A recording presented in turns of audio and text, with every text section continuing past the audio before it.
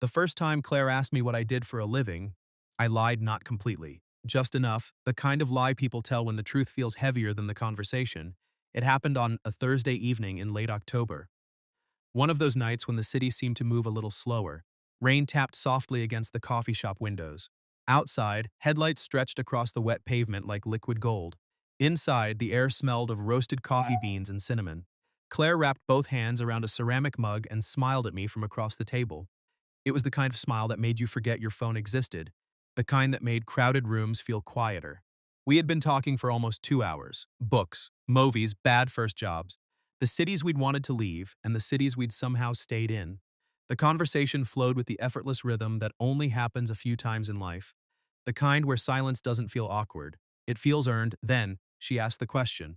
A simple question. The kind people ask every day without thinking. So, what exactly do you do? I remember looking down at my coffee, not because I needed to, because I needed a second, just 1 second, long enough to decide which version of the truth I was willing to give. A small smile appeared on my face, the practiced kind, the one I'd been using for years. I work nights. She laughed softly.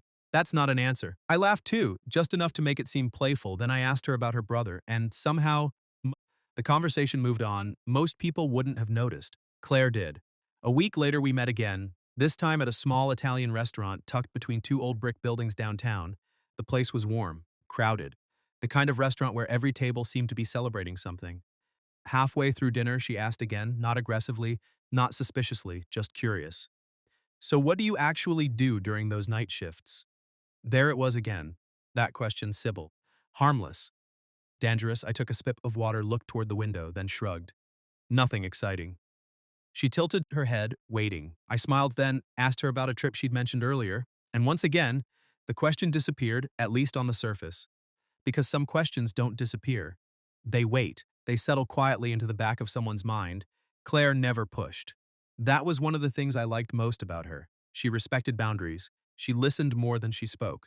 And she had a rare ability to make people feel comfortable without trying. But curiosity doesn't vanish just because it's polite. It grows. Quitly, pintly, like roots beneath the ground. Over the next month, we spent more time together, weekend breakfasts, late evening walks, pond calls that somehow lasted longer than either of us intended. The more comfortable we became, the more noticeable my silence became. Not all silence, just one specific silence, whenever the subject of work appeared, whenever someone asked what I did, whenever conversations drifted toward careers or offices or promotions, something inside me stepped backward every time, and of course she noticed. People notice patterns long before they understand them. One night, while we walked beneath rows of glowing streetlights, she stopped and looked at me. The city around us hummed quietly. Cars passed, a train rattled somewhere in the distance. Can I ask you something? I smiled. You usually do. She laughed. Then looked at me more carefully, more seriously. Why don't you ever talk about your job? For a moment, neither of us spoke. The world seemed strangely still, as if even the city was waiting to hear the answer. I looked down at the wet pavement, at the reflections of yellow lights shimmering in puddles, matching for words I didn't want to use, matching for truths I wasn't ready to explain. Finally, I shrugged. She studied my face, not convinced, not accusing, just wondering. Because by then she knew me well enough to recognize the difference between privacy and avoidance. And this was avoidance. The strange thing is that Claire never assumed the worst. Not at first. She didn't think I was dangerous. She didn't think I was dishonest. If anything, the mystery seemed smaller than that, almost ordinary, which somehow made it harder to explain. The truth wasn't dramatic. It wasn't criminal. It wasn't even unusual. But some truths become difficult to speak out loud after carrying them alone for too long. That night, after we said goodbye, I watched her walk toward her car. She turned once and waved. I waved back, then stood there longer than necessary, watching her disappear into the rain, because part of me knew something she didn't. Questions have weight, and every unanswered question becomes heavier over time, especially when it comes from someone whose opinion matters. Claire thought she was wondering what I did for a living. What she didn't realize was that she was beginning to wonder who I really was. And once that question enters a relationship, nothing stays simple for very long. The strange thing about unanswered care questions is that they rarely stay unanswered, not in people's minds. If you leave an empty space long enough, eventually something fills it. A guess, an assumption, a story. And most of the time, we don't even realize we're writing it. Over the next few weeks, Claire and I slipped into something comfortable, Not a relationship, not yet. Something quieter, the space just before one, the place where good mornings become routine, where random thoughts turn into text messages, where someone's voice starts appearing naturally in your day. We talked often. About almost everything. Family childhood memories, things we regretted, things we hoped for. She knew my favorite coffee. I knew exactly how she sounded when she was pretending she wasn't tired. Little things, the kind that slowly turned strangers into something more. And yet, there was still that one corner of my life she couldn't see. Work every time the subject appeared. It was like watching someone walk toward a door that never opened. Not locked, just never opened. One Saturday afternoon, we were sitting outside a small cafe near the river. The weather had finally started cooling down. Leaves drifted across the sidewalk. People walked past carrying shopping bags and cups of coffee. The city felt softer somehow. Claire stirred her drink and smiled. You know what's weird? I looked up. What? I know what your favorite movie is. I laughed. That's important information. I know what kind of pizza you order. Even more important. She smiled. Then her expression shifted slightly, just enough. But I still don't know what you do all night. There it was again, not frustration, not suspicion, curiosity. The same question wearing a different coat. I looked toward the river. Buying time, a habit I was becoming dangerously good at. It's really not that interesting. She watched me carefully, the way people watch a puzzle they almost understand. Maybe let me decide that. I smiled, then changed the subject, Agon, and for the first time, I saw disappointment flicker across her face. Only for a second, then it was gone, but I saw it, because disappointment has a way of looking quieter than anger, and somehow hurting more. After that, something subtle began to happen. Not distance, not exactly, something harder to detect, something almost invisible. Claire started filling in the blanks, not intentionally, not maliciously, just humanly. That's what people do. When information is missing, the mind creates its own version, and the mind hates unfinished stories. One evening she mentioned a friend who worked in finance. Another night she told me about someone she'd dated years ago who ran a technology company. Then there were conversations about careers, promotions, ambition, professional goals, nothing directed at me, nothing cruel. But each conversation seemed to circle the same silent question. Where did I fit? And because I never answered, she began building her own explanation. I could see it happening. Not the details, just the shape of it. The way she sometimes hesitated before asking certain questions, the way she occasionally looked surprised when I paid for dinner, the way she seemed confused whenever my schedule didn't make sense. Her imagination was connecting dots. The problem was, she didn't have all the dots. One Friday evening, she invited me to dinner with a few friends. I almost said no, then said yes, because avoiding people had become exhausting. The restaurant was beautiful. Warm, lighting, dark wood walls, soft music. The kind of place where everyone seemed successful, or at least good at looking successful. The conversation moved easily. Travel, business, investments, future plans. Eventually someone asked what always gets asked. So, what do you do? The question landed in the center of the table. Waiting, I felt every eye shift toward me, not aggressively. Just naturally, I opened my mouth, and before I could answer, Claire smiled. He works nights. A few people laughed. One man raised an eyebrow. Doing what? Claire looked at me, waiting for the answer she'd been waiting for all along. For a moment, the entire table seemed suspended. Then I smiled. That same practiced smile, the one I hated more every day. Oh, nothing exciting. A few polite laughs followed. The conversation moved on. But something stayed behind, something uncomfortable. As if everyone had silently agreed they understood me, even though no one did, including Claire, especially Claire. Later that night, as we walked toward the parking lot, neither of us spoke for a while. The city glowed around us. Streetlights reflected across wet pavement. A cold wind moved through the empty streets. Finally, she stopped. Can I be honest? I nodded. She looked away before speaking. I feel like you trust me with everything except that. The words weren't angry, that would have been easier. They were hurt, and hurt is harder to defend yourself against. Because sometimes it's earned. I looked at her. Really looked at her. And for a moment I almost told her, almost. But fear doesn't always look like fear. Sometimes it looks like silence. Sometimes it looks like changing the subject. Sometimes it looks like protecting something so carefully that you accidentally push people away. So instead, I said nothing useful, and she nodded as if she'd expected that answer all along. We said goodnight. She drove home, and I stood alone beneath the yellow glow of a street lamp, watching her taillights disappear into the darkness. The hardest part wasn't that Claire didn't know the truth. The hardest part was knowing she was starting to replace it with a version of me that didn't exist. And every day I stayed silent, that version became a little more real, a little more convincing. A little harder to undo because assumptions are strange things. The longer they survive, the more they begin to feel like facts. There are moments in life that don't seem important when they happen. No raised voices, no dramatic confrontations, no scene worthy of a movie, just a sentence, a glance, a laugh that lasts half a second too long. And yet somehow, years later, those are the moments we remember. Not because they were loud, because they were quiet. The first time I noticed it, we were at a dinner party hosted by one of Claire's friends. The apartment sat high above the city, float-to-sailing windows, expensive furniture. The kind of place that looked like it belonged in a magazine. Everyone was friendly, successful, confident. The sort of people who introduced themselves by mentioning what they did before mentioning who they were. I don't mean that as criticism. It's just how some worlds work. Careers become identities, job titles become introductions, and somewhere along the way, people start confusing achievement with worth. The evening started well. Wine conversation latter drifting through the room. Claire looked beautiful, relaxed, happy, and for a while, I almost forgot the growing distance between what she knew about me and what she didn't. Then the conversation shifted. It always did. Someone had recently been promoted. Someone else had launched a business. Another guest was discussing investment opportunities in a city I'd never visited. Everyone contributed. Stories, goals, plans, then someone turned toward me. What about you? Simple question. For 4 words, the room wasn't trying to interrogate me. Nobody was. They were including me. That's what made it complicated. I smiled, the same smile, the same shield. I keep odd hours. A few people laughed. One man raised his glass. That still doesn't tell us what you actually do. More laughter, friendly laughter. The harmless kind, at least from their perspective.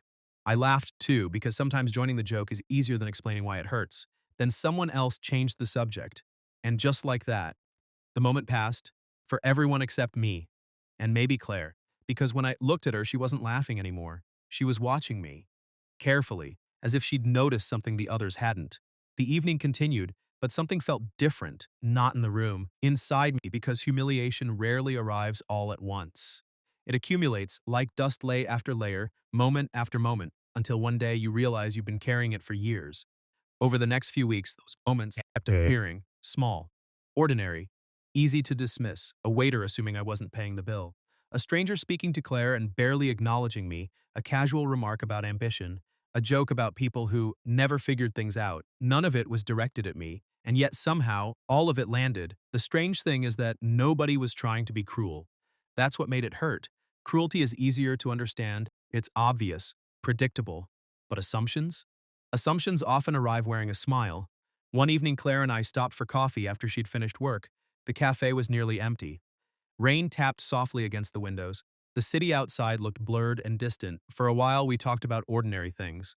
Then she asked a question she hadn't asked in weeks. Not because she'd forgotten, because she'd been trying not to push. Can I ask you something? I already knew what was coming. Still, I nodded. She wrapped both hands around her cup, looked down, then back at me. Do people ever judge you because of what you do? The question caught me off guard, not because of the words. Because of the honesty. For a moment I didn't answer. The cafe hummed quietly around us, espresso machines, distant conversations, the soft clink of ceramic against ceramic. Then I shrugged. People judge everyone. She frowned slightly. That's not what I asked. I looked away, toward the rain-streaked glass, toward the reflections dancing across the window, anywhere but her eyes because she was getting closer. Not to the answer, to the wound. And wounds are harder to hide than secrets. Finally, I smiled. A tired smile this time, smaller than the others. Maybe. She studied me waiting. I could feel it. The silence between us, heavy, almost kind. Then she nodded and changed the subject, but something stayed behind, something neither of us said. She was beginning to realize there was pain attached to the mystery. And I was beginning to realize my silence was no longer protecting me. It was protecting the story she'd built instead. A story that grew stronger every day, a story where my avoidance meant shame, where my secrecy meant insecurity, where my hesitation meant embarrassment. The truth was far more complicated, but the truth wasn't what people saw.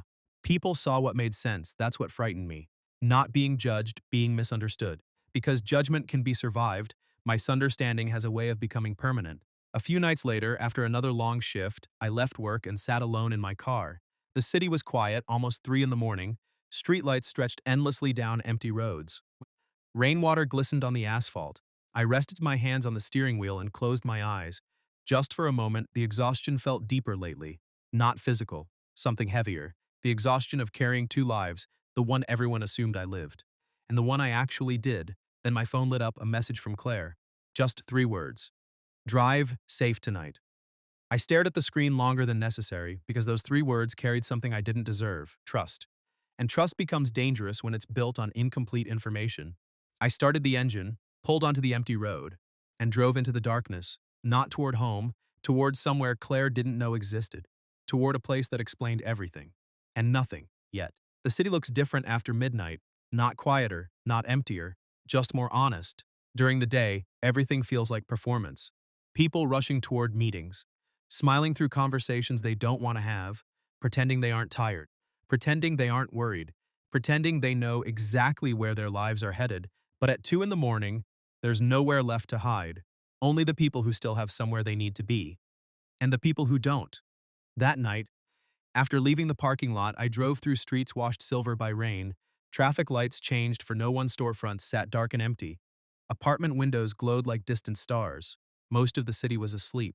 My night was just beginning. The truth is, if Claire had looked at my life from the outside, she probably would have thought it was lonely. Maybe it was. But loneliness wasn't what kept me awake. Responsibility was. I stopped at a gas station just after 3, bought the cheapest coffee available. The kind that tasted more like habit than coffee. The cashier barely looked up. I didn't blame him. At that hour, everyone looked exhausted. Everyone carried something. Some burdens were simply easier to see than others. Back in the car, my phone vibrated. A message from Claire, still awake? I stared at the screen, then smiled, a real smile this time, small, unnoticed, the kind people save for themselves. For a moment I considered telling her. Not everything, just enough. Enough to stop the questions. Enough to explain the exhaustion, enough to explain why every conversation about work felt like walking across broken glass. Instead I typed, long night, then deleted it again, butsy shift 2, deleted that too. Finally I settled on, yeah. Couldn't sleep, a lie. A tiny one, but lies have a way of multiplying. Even the gentle ones, especially the gentle ones. I put the phone down and continued driving. 15 minutes later, I arrived at a building most people never notice. It sat between a pharmacy and an aging office complex. No neon sign, no grand entrance, just a quiet structure standing beneath fluorescent lights. Ordinary, forgettable, the kind of place people pass every day without wondering who walks through its doors. I parked across the street, waited, watched. The rain continued falling softly against the windshield. Then I checked my watch, 3:32, right on time. For years, my life had been measured by schedules, medication schedules, appointment and shift schedules, payment schedules, deadlines, bills, reminders, responsibilities, entire months disappearing into calendars. And somehow, there was always one more thing that needed to be done, one more expense, one more problem, one more night. I stepped out into the cold air. The rain immediately settled onto my jacket, tiny droplets catching the glow of nearby streetlights. Inside the building, the hallways were quiet, softly lit, almost peaceful. The kind of silence that only exists in places where people have learned to live alongside struggle. A nurse nodded as I walked past. She knew me not personally, just the way people recognize someone who always shows up, the same tired smile, the same routine, the same presence, night after night, week after week, year after year. Consistency becomes its own form of identity. People stop asking questions. They simply expect you to be there. I signed a clipboard, checked the time again, then headed down a familiar hallway. The smell hit first. Disinfectant, coffee, clean laundry, the strange mixture every care facility seems to share. Not unpleasant, just unforgettable. There are places in life where you can immediately tell people are fighting battles nobody talks about. This was one of them, and every time I walked those hallways, I was reminded how many forms responsibility can take. Some people carry briefcases, some carry titles, some carry entire families. The hallway ended at a closed door. I stopped there for a moment, hand resting lightly against the frame, breathing, preparing, not because I didn't want to go inside, because some realities deserve a moment of respect before you enter them. Then I opened the door and disappeared inside. The audience doesn't see what I see. Not yet. Only pieces, a bedside lamp glowing softly in darkness, a chair beside a bed, a folded blanket, prescription bottles, a framed photograph. A life paused, not ended. Paused somewhere across the city. Claire was probably asleep, completely unaware that the answer she'd been searching for wasn't hidden inside a job title. It wasn't hidden inside a uniform or a paycheck or a career. It was hidden here, in this room, in this routine, in the thousands of small decisions nobody ever applauds. The sacrifices nobody posts about, the responsibilities nobody notices. Outside, the rain continued falling. Inside, I pulled a chair closer and sat down, exactly where I had sat the night before, and the night before that, and hundreds of nights before that. Because some promises aren't made with words, they're made with presence. And presence is harder than people think, much harder. Hours later, just before dawn, I stepped back into the parking lot. Exhaustion settled heavily across my shoulders. The city was beginning to wake, delivery trucks rolled through empty intersections, bakery lights flickered on, coffee shops prepared for customers. A new day was beginning for everyone else. Mine was ending. As I reached my car, my phone vibrated again. Another message from Claire's. Thoughtful, completely unaware of how close she was to the truth. Hope you get some rest. I looked at the words, then toward the building behind me, toward the life I'd spent years protecting from judgment, toward the reason every question about work felt impossible to answer. And for the first time, I wondered what would happen if she ever saw it for herself. Not the job, not the uniform, the reason behind it, because the truth wasn't something I was hiding. The truth was something I was carrying.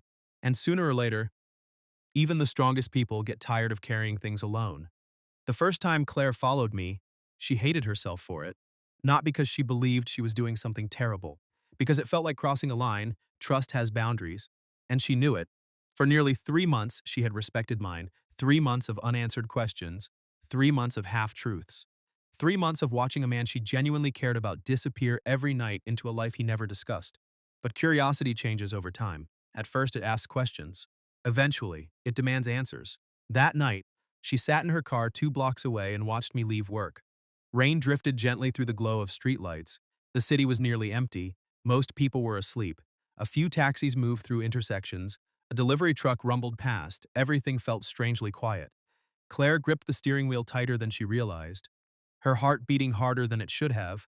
Not because she expected danger, because she expected disappointment. If she'd been honest with herself, that was her real fear. Not that I was hiding something terrible, that I was hiding something ordinary, something that would explain all the distance, all the silence, all the unanswered questions.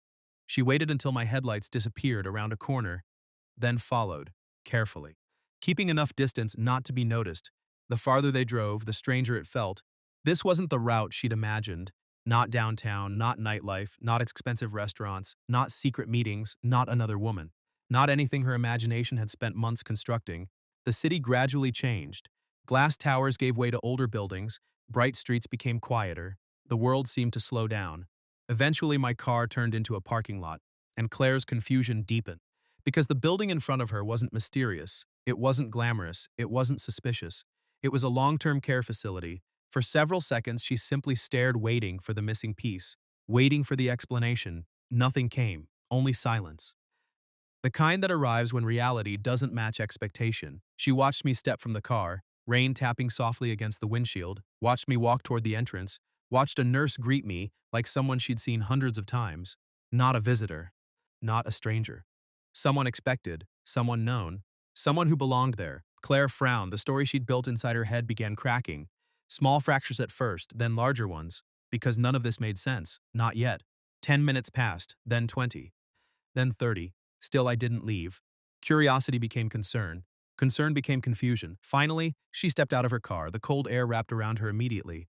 Rain settled across her coat. She crossed the parking lot slowly, almost reluctantly, as though part of her still hoped she'd misunderstood. Inside, the building felt warm, quiet, softly lit. The smell of disinfectant and coffee lingered in the air. A television murmured somewhere in the distance. A nurse walked past carrying folded blankets. The entire place felt suspended outside of time. Claire approached the reception desk, carefully, politely, unsure what she was even looking for. Then she saw me, through an open doorway at the end of a hallway, and suddenly, everything stopped. I wasn't working. Not exactly. I wasn't cleaning, I wasn't guarding a building, I wasn't doing anything dramatic. I was sitting beside a bed, holding someone's hand, just talking quietly, listening, the way people listen when they aren't in a hurry to leave. The way people listen when love has become routine. Claire remained frozen, watching, trying to understand. The person in the bed was elderly, fragile, sleeping most of the time, awake only occasionally, a blanket covered thin shoulders. A framed photograph rested on the bedside table. Beside it sat fresh flowers, flowers that hadn't appeared by accident, flowers someone replaced regularly, someone who cared. Someone who showed up again and again and again. Claire watched me stand, adjust the blanket, check medication reminders, speak with a nurse, sign paperwork, pay for something at the administration desk, then return to the room as naturally as breathing. No performance, no audience, no recognition, just responsibility. The realization struck slowly, painfully. Like sunlight creeping across a room, the money wasn't disappearing, the long nights weren't random, the exhaustion wasn't mystery, it was purpose. Everything she had misunderstood suddenly rearranged itself. Every avoided question, every awkward silence, every exhausted smile, every time I'd looked its way instead of answering, none of it had been shame, and that realization hurt more than she expected because shame would have been easier. Shame would have made sense. This required empathy. Claire lowered herself into a chair near the hallway wall, unable to stop watching, unable to leave. For the first time, she wasn't seeing the man she'd imagined. She was seeing the man who actually existed. And they were not the same person. Not even close. Minutes became an hour, the building grew quieter, nurses changed shifts, hallway lights dimmed. Outside, rain continued falling. Inside, life continued in small, invisible ways, a medication administered, a blanket adjusted, a patient comforted, a family member showing up long after everyone else had gone home. The kinds of moments nobody posts online. Nobody celebrates, nobody notices. Claire sat there through all of it, and with every passing minute, the same thought returned. Agon. And again. And again. I was wrong. Not about his job, about him. The realization settled heavily inside her chest. Because suddenly the mystery wasn't exciting anymore. It was heartbreaking. Not because I'd hidden something, because I'd carried something. Alone, near dawn, I finally left the room. The hallway was almost empty. My shoulders looked heavier than usual, the exhaustion impossible to hide. For a brief moment, I stopped beside a bulletin board covered with community notices, family support groups, medical information, caregiver resources, small pieces of a world most people never think about until they're forced to. Claire watched silently, and then she noticed something, a document resting partially exposed beneath a folder. A name, a photograph, a connection, something personal, something impossible to ignore. The final piece wasn't there yet, but she suddenly understood one thing. The job had never been the secret. The secret was why, and whatever that answer was, it was going to hurt, because the deeper she looked, the less she saw a man hiding from judgment, and the more she saw a man protecting something he loved.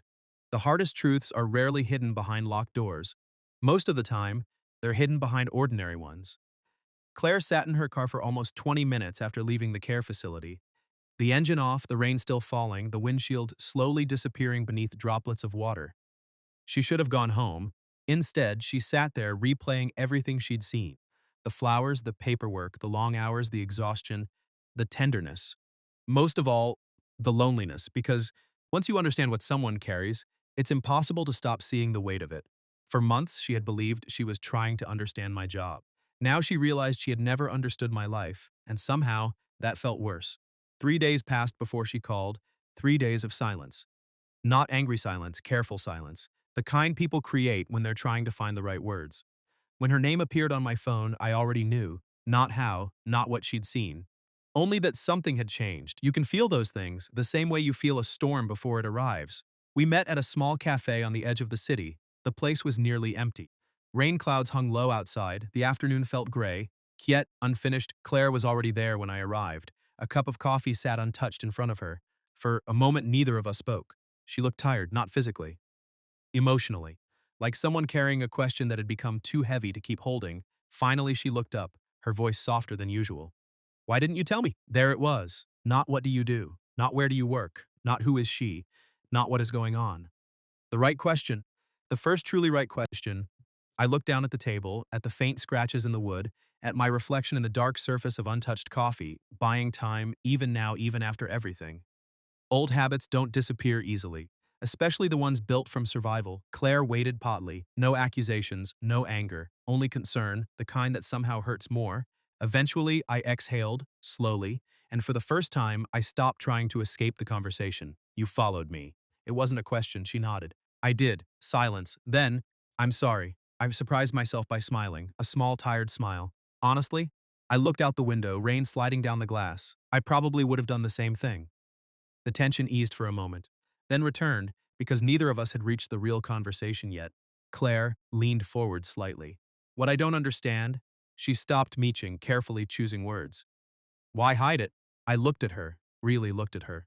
And for a moment, I saw every version of myself she'd been trying to understand, the mysterious version, the embarrassed version, the insecure version. The version she had accidentally created, none of them were real. The truth was both simpler and harder. I wasn't hiding the job. She frowned. What do you mean? I looked down, then laughed softly. Not because anything was funny, because sometimes the truth sounds strange after carrying it alone for years. I'm a night security guard. The words landed quietly between us. No dramatic music, no shocking reveal, just a fact. Ordinary, Sybil real, Claire blinked waiting, because she already knew, at least part of it. And she could sense that wasn't the actual answer.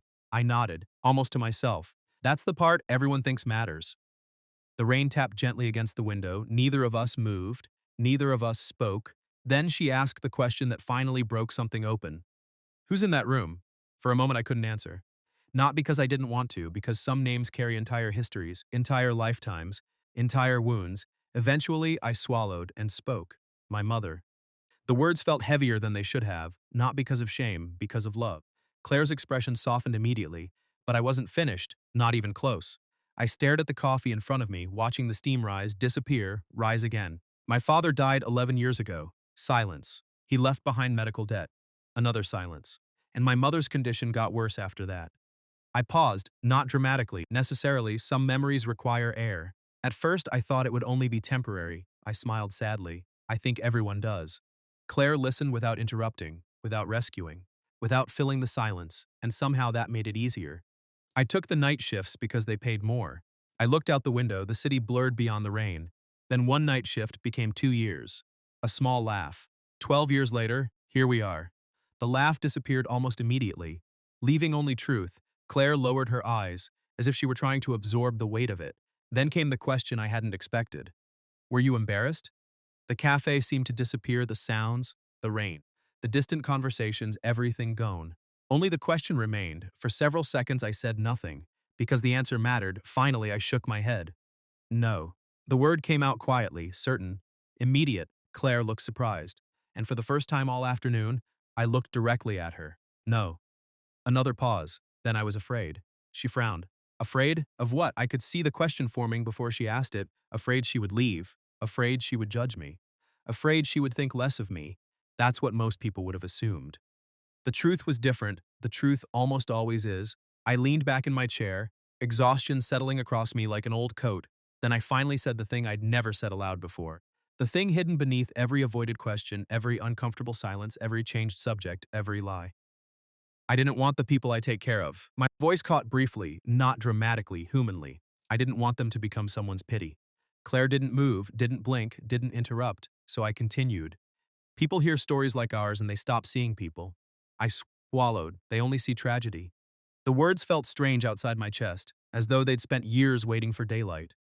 My mother deserves better than that. I stared at the rain. My family deserves better than that. Silence, then quietly and honestly, a sad smile. Sometimes I needed to believe they did too. The cafe felt impossibly still. The kind of stillness that only exists after real honesty, not conversation, honesty. Claire's eyes glistened, not with pity. Something else, something much rarer. Respect, real respect, the kind that doesn't come from admiration.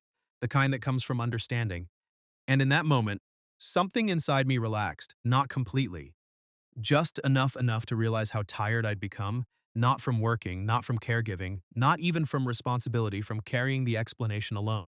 For years, people had looked at the uniform and decided who I was. Security guard, night worker. Ordinary man thrill character. They never saw the thousands of choices hidden behind it, the bills, the hospital visits, the missed birthdays, the sleepless nights. The promises, the love, Claire finally did. And somehow, that felt heavier than judgment because judgment is easy to survive, being truly seen. That changes everything. For a long moment, neither of us spoke. The rain continued falling outside. The city kept moving. Cars passed. People hurried home. Life continued. Ordinary, unaware. And maybe that was the point. The most important stories rarely happen in spotlights. They happen quietly, in hospital rooms, night shifts, parking lots, empty cafes. They happen inside lives nobody notices until someone finally looks closer and sees the person behind the uniform. For a long time after that conversation, neither of us spoke, not because there was nothing left to say, because there was finally something worth feeling. The rain continued sliding down the cafe windows. Cars moved through the streets outside. People hurried past carrying groceries, coffee cups, briefcases. Entire lives unfolding beyond the glass. And yet the small space between us felt strangely separate from all of it, as if time itself had slowed down. Not stopped, just softened. Claire sat quietly, looking at me, not with sympathy, not with sadness, not even with admiration, something deeper. Something more difficult to earn, understanding. I hadn't realized how desperately I'd wanted that until it was sitting across from me. Most people think they want approval toxesis, recognition, but those things are easier than understanding, far easier.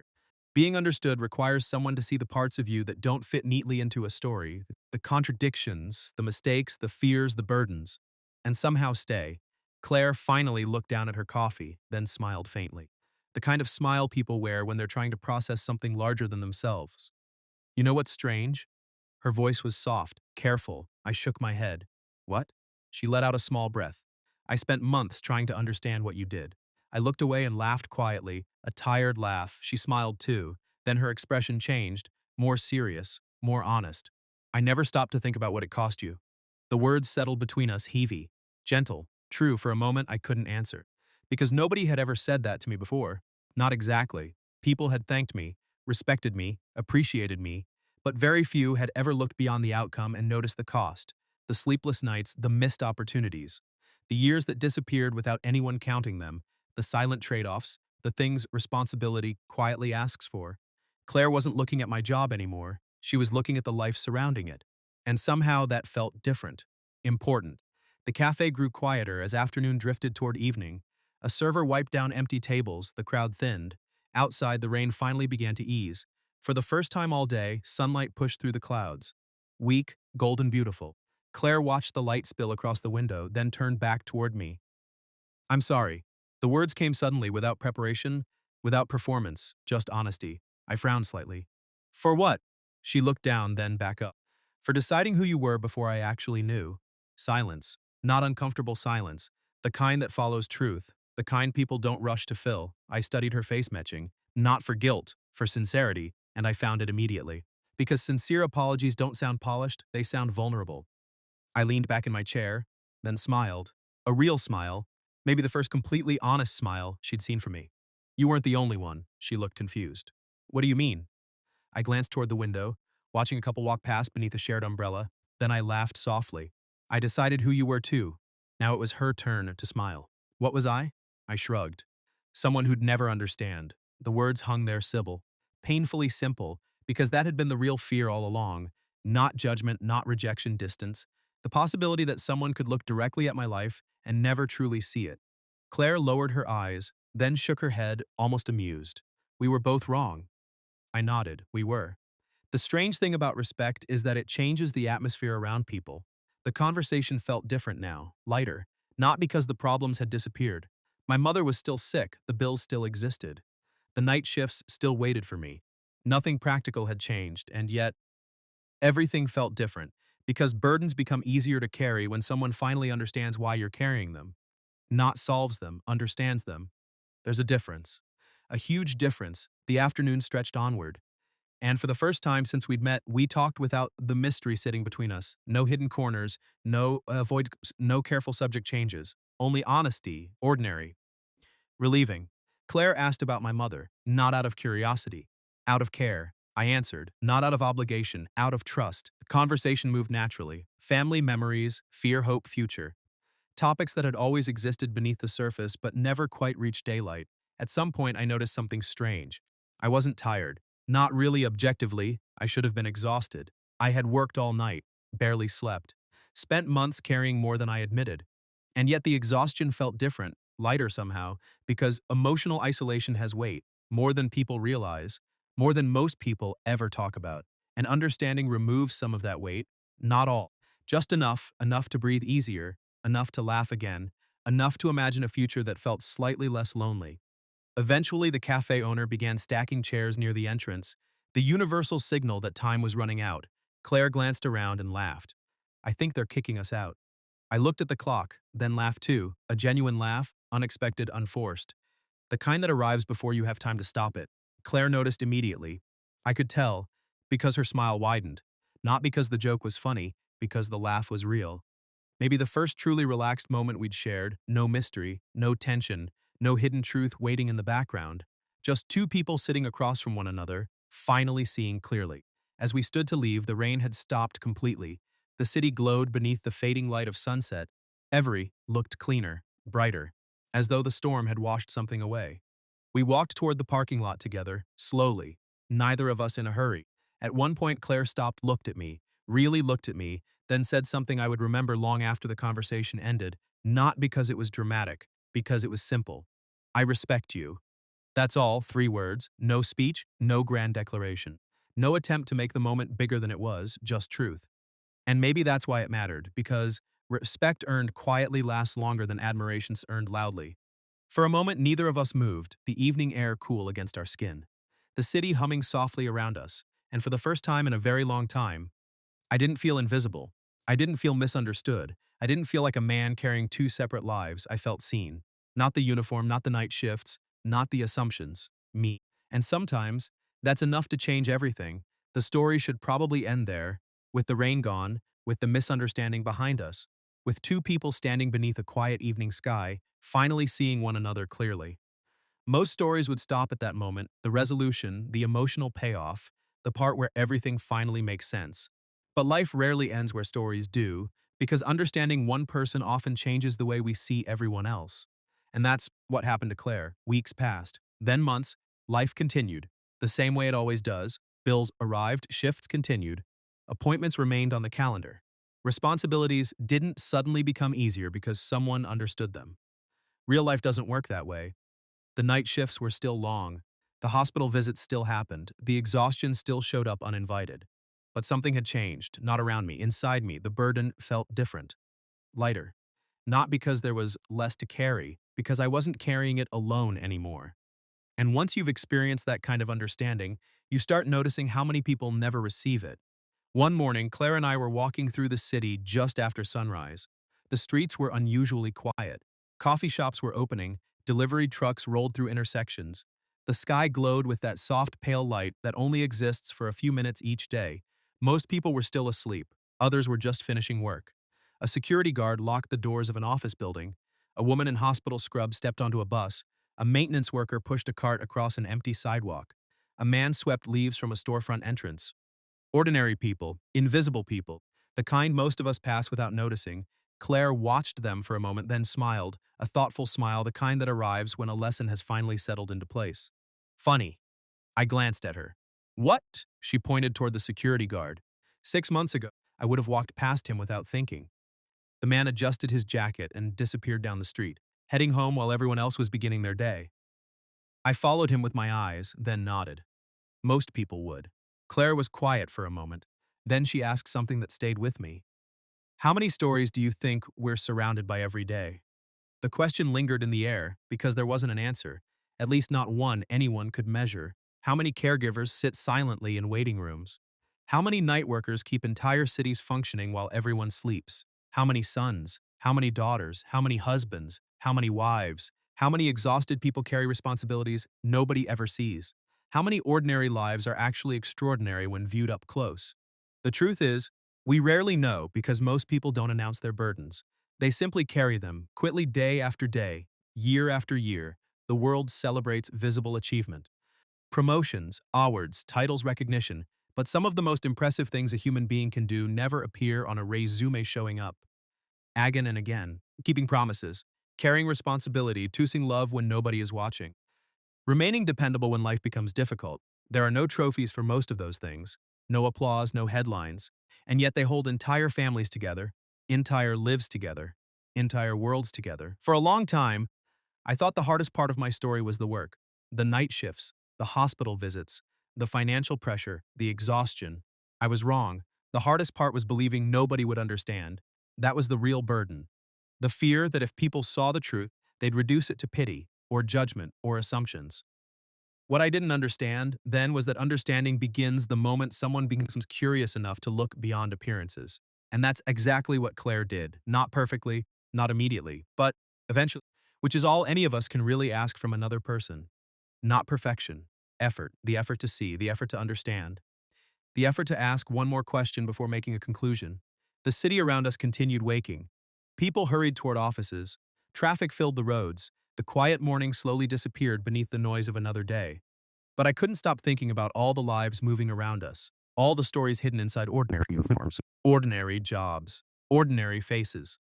The people we never notice. Maybe that's the lesson.